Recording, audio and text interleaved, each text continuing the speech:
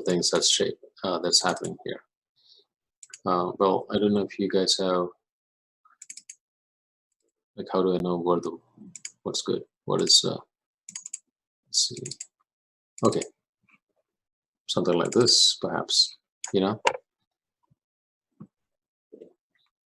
So it's a clustering of various kinds of geometries, right? So the way I would do it is I would handle each separately. Like the stairs, that'll be one thing I will work on. Then that back wall, that is yet another thing I'll work on. And this entire thing might be not one, but 2 or 3 different parts. And you just create it and assemble it together. Now this has some extra complications in that it's actually stone based.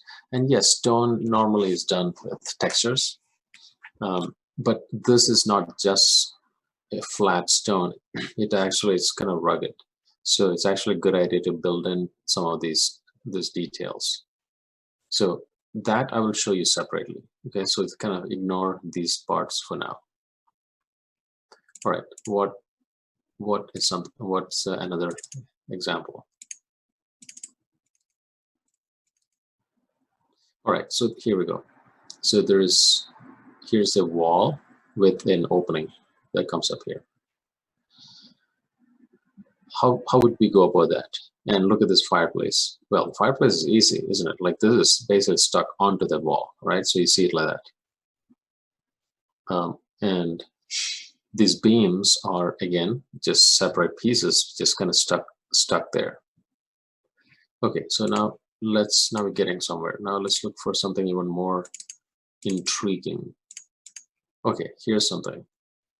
Here's the north. Let's call this is the western. The west wall has got like this weird opening here. All right, so now we have some ideas on the different kinds of challenges this will pose. So here we go, guys. When you're making a wall, make it with a plane like that, and all these subdivisions are not necessary. Just turn it all to one. Now, don't use the back side because see, one side is the normals are inverted here. Here it is the correct side. So this is what you need to use. So I'll turn it in this way. And to make things go exact, just put exact numbers like -90 or +90, depending on what you see. So you can make an overall shaping here. Now, here comes the fun part. It's actually quite easy to organize walls and things in that if you just use some basic tools like this one, I'll move its pivot to see that corner. Okay. Now with just pressing this grid snap, I can just snap it wherever I want, and it just is perfect, right? It just kind of snaps nicely. And then here's the best part: you can now duplicate this, Control D, and place it like this. You can see it swings nicely. But now, even for the swinging, let's make it more interesting. We can double-click this and do our step snap, which is by default off. Just make relative, say 15 degrees or maybe even 5 degrees. So now when I duplicate it, this goes in nice angles, you know. So it just falls perfectly in a nice place. Now this is we need to flip the normals. How do you do that? You select this and you just go to Mesh Display and say reverse. Okay. Cool. So now if I want to add a geometry at the top, I can just duplicate it and boom, done. See, that is what I'm doing, holding down V, middle mouse drag, all because the pivot is at the corner. And if I have to angle it, with that. All right. Now let's start. Let's say I want to make a a window here, or a bay window or something. So what I would do is I would insert an edge loop, and the key thing is to not put too many.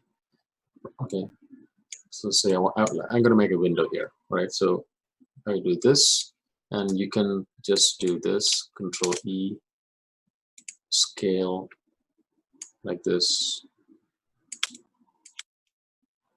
Control E like that. And I'm thinking maybe before I do that, let me try something else.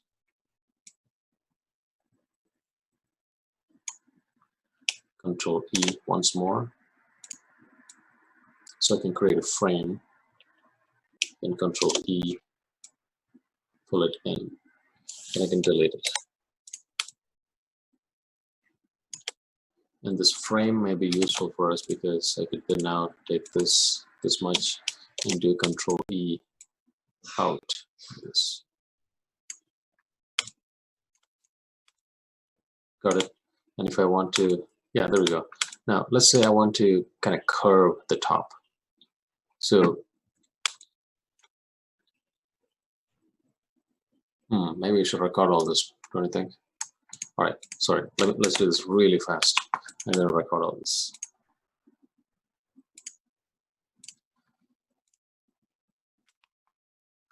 All right, guys, so when you make walls, a very easy way to go about this is to first make sure the pivot is at a corner.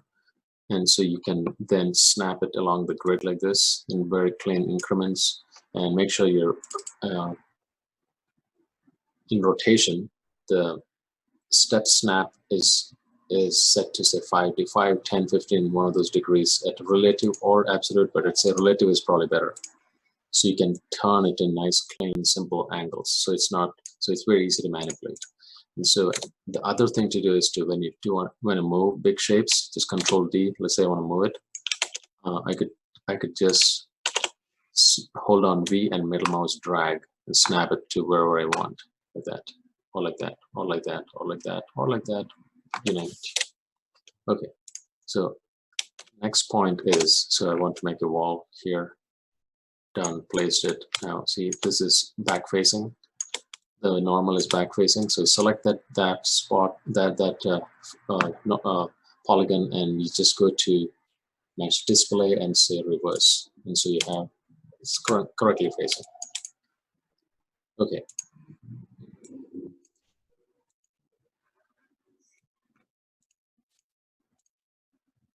Okay. Now let's look at how I would build some a window here. I want to make an opening here, or rather, let's start with the door. Here, let's make a door here. All right. So we go and let's say insert edge loop. The key thing is to not make too many polygons, and you know why that matters. Right, this is good, and sometimes even up to this much is not bad. You know, yes, it creates this extra line there, but it's fine. It's not too bad. So I'll select this, and I can do Control E. Let me take this off. Control E and create a frame. Oh, by the way, see how it's kind of flipped? That is when sometimes you may find that you'll have to, if things are working in a very strange way, it's because of all these crazy numbers all over the place. So just select this, edit, delete, by type, history, modify, freeze transformation, and that should kind of neutralize everything. So now when I go to Control E, it'll work in a more predictable way, like that. Good. So this was to create a frame here, and then I'll do a Control E, inwards, and let's say I can delete it right there.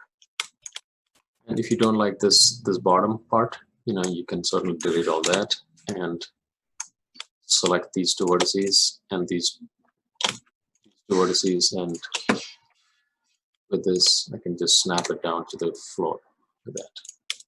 Great. So this is a quick way to make a door. Now let's say I want to make it an arched door, which you can do for the window also, right? Arched door. All right. So what you do is this: you can do an insert edge loop right in the middle, But to make sure it's in the middle, you can actually just use multi-cut tool and hold down Shift, so you can actually create this like that. Just make sure actually, and I'm doing, that was a backspace. So starting from here. Yeah. Now I can select these vertices, and I'll take this off and just curve it up. Now let's say that's not good enough. I want a couple more here. Yeah, so you can do an insert edge loop on each side, or you can say offset edge loop. So now this creates it equally. And then I can select these and curve it together.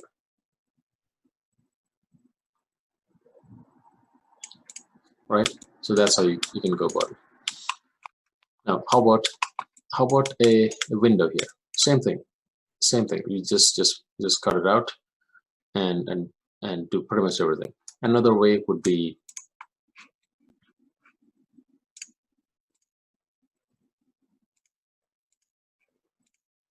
okay, let's say I want to make a window here. So another way to do it, instead of this method that I did was, okay, let's make it here, is select this face itself, Control E, and do that. Position the window where you want it. Control E,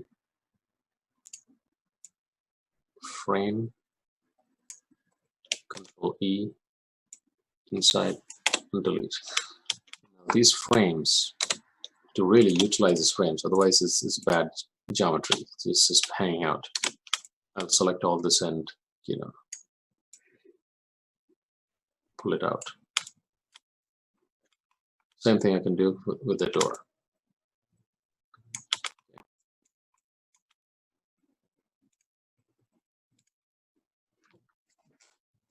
Let's see.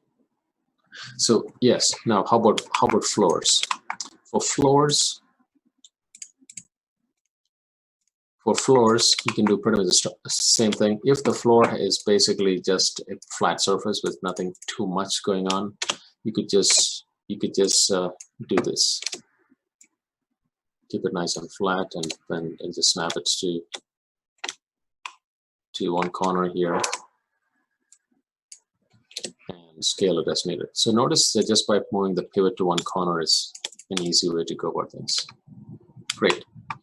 Now, well, there you go. That's a good start, isn't it?